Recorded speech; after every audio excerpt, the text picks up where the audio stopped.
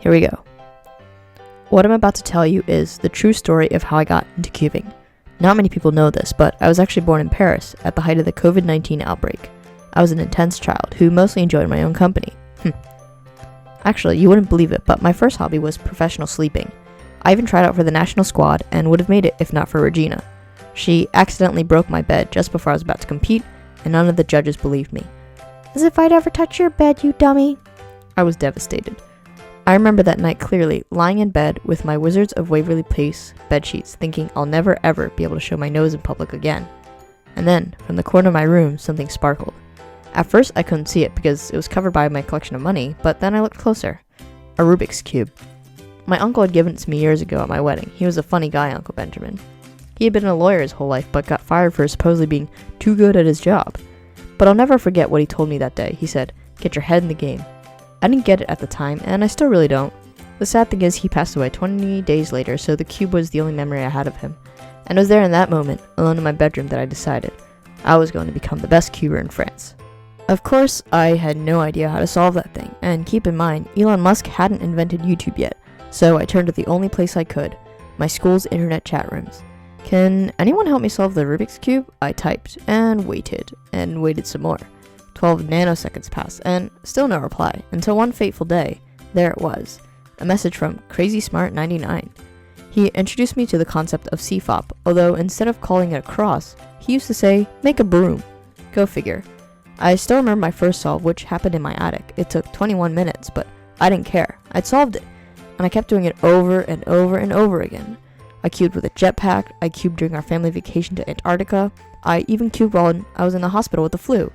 And every time I hit a milestone, I get back on the chat room and share my success with CrazySmart99. It wasn't long before I hit sub 1 minute, then sub 30 seconds, sub 20. And slowly the school and my neighborhood started to notice. I even made it to the front page of the Daily Laptop.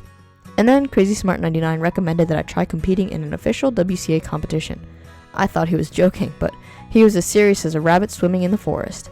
And so I attended my first competition, Obsessed Fest 2009.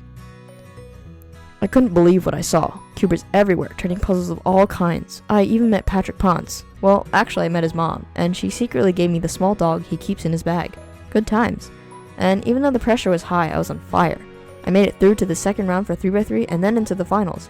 This was one of the only competitions I'd ever been to with prize money as well. $8,675,309 for the winner. And in the final round of the competition, I choked. I choked like a pilot trying to do backflips while solving a 7x7 one-handed. I was humiliated. It felt like professional sleeping all over again. I ran home, threw my cube in the trash, and didn't go out for the next 3 planks times. And then my computer lit up. It was CrazySmart99. He wrote, "Are you going to do this every time you get knocked down? Crawl into a hole just like Kristen Bell did?" Then, out of the blue, he quoted these lyrics from my favorite song. "Here we go again, here we go again." And instantly I knew. If I was going to be the greatest cuber in France, I had to fight for it. I typed a reply. "Shishia, can I meet you in person? School gym, 3 p.m. tomorrow. I'll be the one with Patrick Ponce's dog." I waited all afternoon in the school gym, but no one showed up. And then, just as I was about to leave, suddenly I heard a raspy voice behind me. "You still got that cube?" Eyes wide, I turned around slowly, and you never believe who I saw. And that's the true story of how I got into cubing. I hope you guys enjoy this video. I know it's been a long time, and I know that everyone is going through a lot right now. I hope y'all are staying safe and healthy, and that'll be all from me.